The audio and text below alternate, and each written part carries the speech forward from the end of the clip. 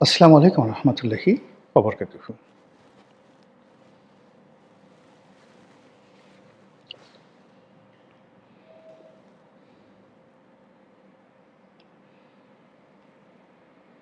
আসসালামু আলাইকুম রহমতুল্লাহি ওবরকাতুহু। সম্মানিত দর্শক, কয়েকটি খবর বেশ গুরুত্ব সহকারে পত্রপত্রিকায় ছাপা হচ্ছে, আর সামাজিক মাধ্যমে তার চেয়ে গুরুত্ব সহকারে এগুলো নিয়ে বেশ পক্ষ এবং বিপক্ষে কথাবার্তা হচ্ছে। আপনারা জানেন যে সারা দুনিয়া ব্যাপী ইরাক এবং ইরান এবং আমেরিকা এই অঞ্চলে যে এখন যে কনফ্লিক্ট চলছে, এর কারণে সারা পৃথিবীতে জ্বালানি সংকট তীব্র থেকে তীব্রতর।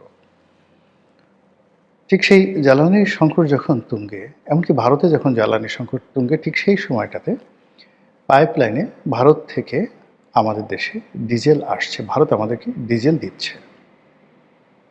এই খবরটা প্রচারিত হচ্ছে। যারা ভারত বন্ধু তারা বলার চেষ্টা করছে, দেখো দেখো দেখো, একেই বলে বন্ধুত্ব। এই বিপদের সময় ভারত যদি তেল না দিত তাহলে তোমরা তেল পেতে কোথায়? আমাদের দেশে তো এখনো পর্যন্ত ডিজেলের চাহিদা সবচেয়ে বেশি। সেই ডিজেল ভারত দিলেও তাও পাইপলাইনের মাধ্যমে গড় গড় গড় গড় করে চলে গেল। আর এই যে পাইপলাইন, সেই পাইপলাইন তো জেনে তেন নয়, ভারত সরকার তৈরি করেছিল এই পাইপলাইন, যার 85% টাকা এটা ভারত দিয়েছে, 15% টাকা বাংলাদেশ দিয়েছে। আমাদের দিনাজপুর পর্যন্ত এই পাইপলাইন টানা রয়েছে। তো সেই পাইপলাইন দিয়ে দিনাজপুর ডিপোতে আমাদের তেল আসছে। সবাই বলল যে তাহলে এই যে ভারত যে বিরোধিতা করেছো, ভারতকে গালাগালি করেছো, এখন ভারতের তেল ছাড়া চলো। এরপর আবার দেখলাম আরেকটি খবর যে মংলা বন্দরে সেই বিশাল একটা চালান আসছে, ভারতীয় চাল। সেটা খালাস হচ্ছে বস্তার পর বস্তা।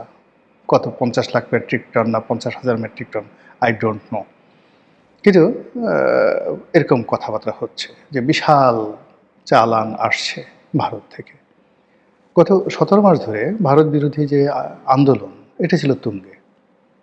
আমাদের যে হাদি নিহত হলেন, তিনি বিখ্যাত ছিলেন ভারত বিরোধী বক্তব্যের জন্য। তার নামই হয়ে গেছিল কি একটা শব্দ দিয়ে, এরকম। এরপরে সে ইনকলাব জিন্দাবাদ, ভারতের দিল্লির আধিপত্যবাদ শেষ করো, এটা নিয়ে বিভিন্ন ইল্লু পিঙ্কুদের যে দল, তারা যে চিৎকার চেঁচামেচি করেছে, এবং তাদের অনুসারী যে সকল লোকজন রয়েছে, মানুষরূপী ভেড়ার দল রয়েছে, তারা শুধু বাবরি দুলিয়ে, মাথা দুলিয়ে, পাশা দুলিয়ে বলেছে ভারত নিপাত যাক, মোদি নিপাত যাক, দিল্লি নিপাত যাক। এখন এই সময়টিতে এসে যখন জনাব তারেক রহমান সরকারের সঙ্গে মোদি সরকারের পারস্পরিক বন্ধুত্ব শুরু হয়ে গেল, তখন তারা অনেকে মুসরামুসরি করছে, অনেকে গালাগাল করছে, অনেকে খিস্তি খেয়র করছে, কিন্তু ঘটনা তো ঘটে যাচ্ছে।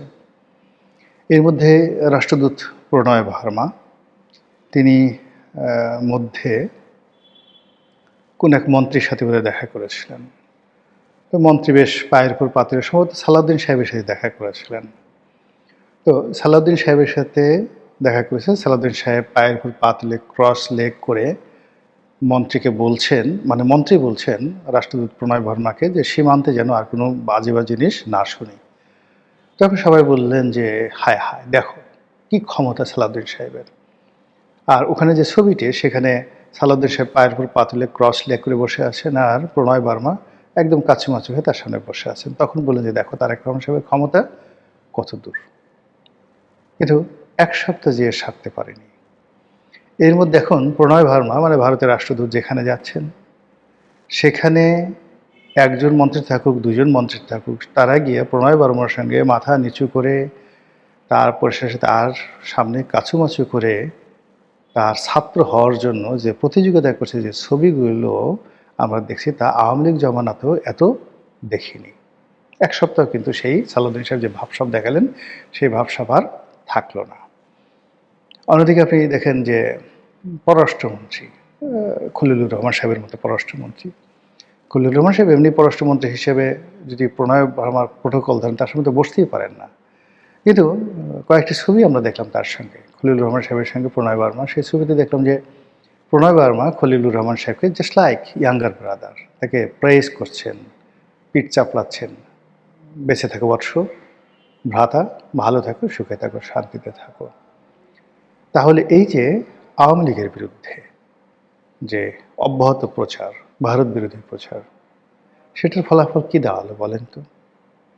বরং আওয়ামী লীগের সময়টাতে যে ট্রানজিট সুবিধা ছিল, আওয়ামী লীগের সময়টাতে ভারতের বাজারে আমাদের যে শুল্কমুক্ত সুবিধা ছিল, ভারতের অনেকগুলো পোর্ট বন্দর, সমুদ্র বন্দর, নদী বন্দর, বিমানবন্দর আমরা ব্যবহার করতে পারতাম আমাদের আমদানিকৃত পণ্যের জন্য এবং রপ্তানিকৃত পণ্যের ট্রান্সশিপমেন্টের জন্য। সেই সুযোগটা গত 17 মাসে উঠে যাওয়ার কারণে গত 17 মাসে অন্তত 17,000 কোটি টাকা আমাদের লস হয়েছে।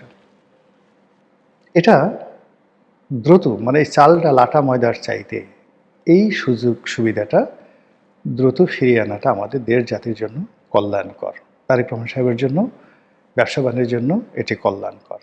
তো সেটা যখন আবার শুরু হবে, আবার যখন ভারতীয় ট্রেন বাংলাদেশে আসবে, বাংলাদেশের ট্রেন ভারতে যাবে, বুড়িগঙ্গা দিয়ে সেই ভারতের যে কলকাতা থেকে স্টিমার আসবে, আর ভারতের যে কার্গো প্লেনগুলো এয়ারপোর্টে আসবে, তখন এই যে আমাদের এখন যারা ইনকলাব মঞ্চ আছেন, এখন যারা সংসদের বিরোধী দল আছেন, 11 দলীয় জোট আছেন, জামাত আছেন, এনসিপি আছেন, তারা তখন কি বলবেন?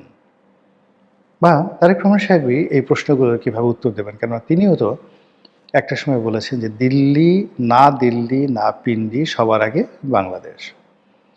তো এখন এটা নিয়ে তো এখন সবাই চিৎকারি করার চেষ্টা করছে।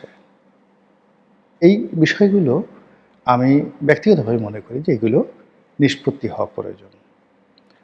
নিষ্পত্তি হওয়া প্রয়োজন এই কারণে যে অতীতে আমরা যেভাবে আওয়ামী লীগের জমানাতে শেখ হাসিনা, বঙ্গবন্ধু তাদেরকে যেভাবে অবাধে ভারতের দালাল, ভারতের তাবেদার, ভারতের মদতপুষ্ট, ভারতের দামি, বা আমি নিজেও আকার ইঙ্গিতে কয়েকবার লেন্দুব দর্জির যে কাহিনী, চরিত্র পত্রপত্রিকায় লিখেছি যে লেন্দুব দর্জি কীভাবে সিকিমকে ভারতের হাতে তুলে দিয়েছিলেন।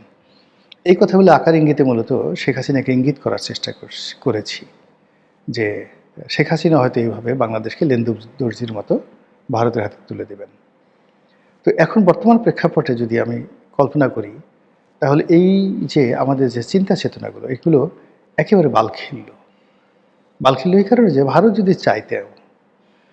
যদি চাইতো, যেভাবে তারা কাশ্মীর দখল করে নিয়েছে, পাকিস্তানের কাছ থেকে তারা কাশ্মীর দখল করে নেয়নি। কী করেছে পাকিস্তান? কিছু করতে পারেনি। এতবার যুদ্ধ করার পর তো সেখানে একটা পশম ছিঁড়তে পারেনি।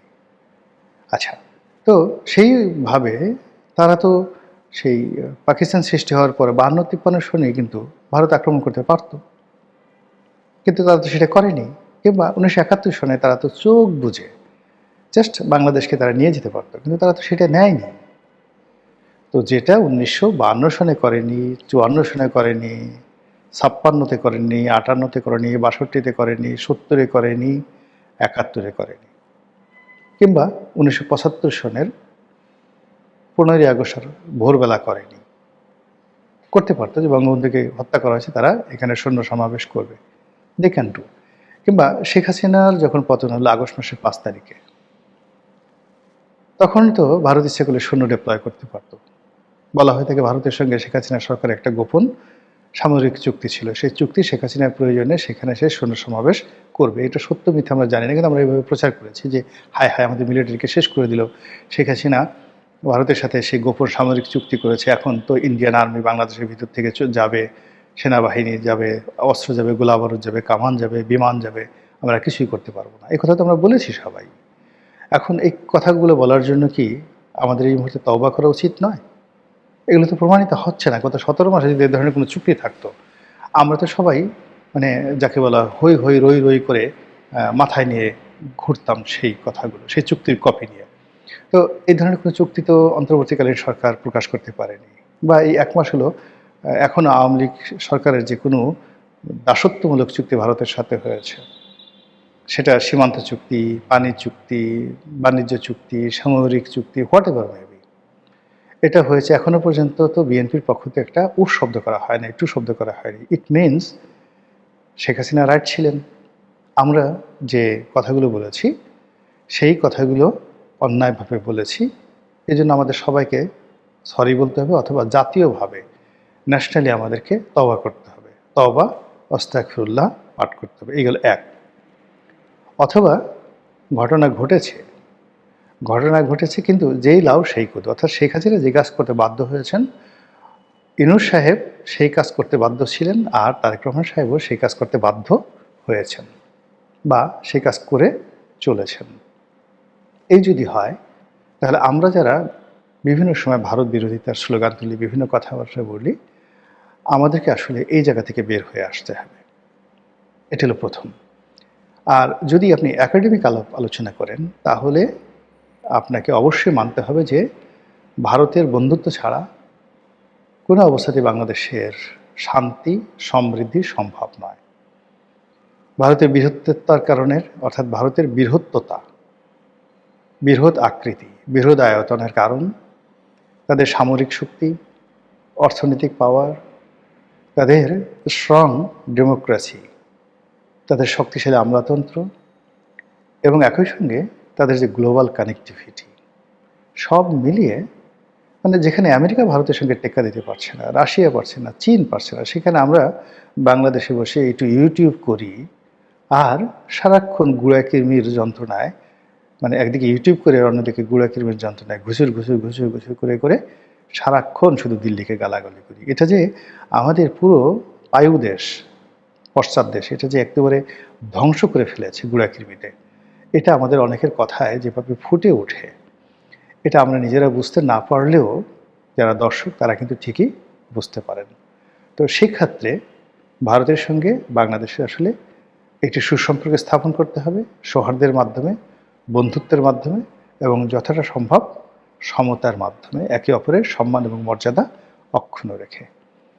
আগামীতে এখন যারা সরকার চালাচ্ছেন তারা ভালো চালান, আগামীতে যারা আসবে তারা আরও ভালো চালাবেন এবং এই নির্মম যে সত্যগুলো, সেই সত্যগুলো সরকার সাহসিকতার সঙ্গে তুলে ধরবেন আর অযথা ভারত বিরোধিতা থেকে পুরো দেশ জাতিকে রক্ষা করবেন সরকার এবং ভারতের সঙ্গে একটি সুন্দর সুসম্পর্ক স্থাপন হবে।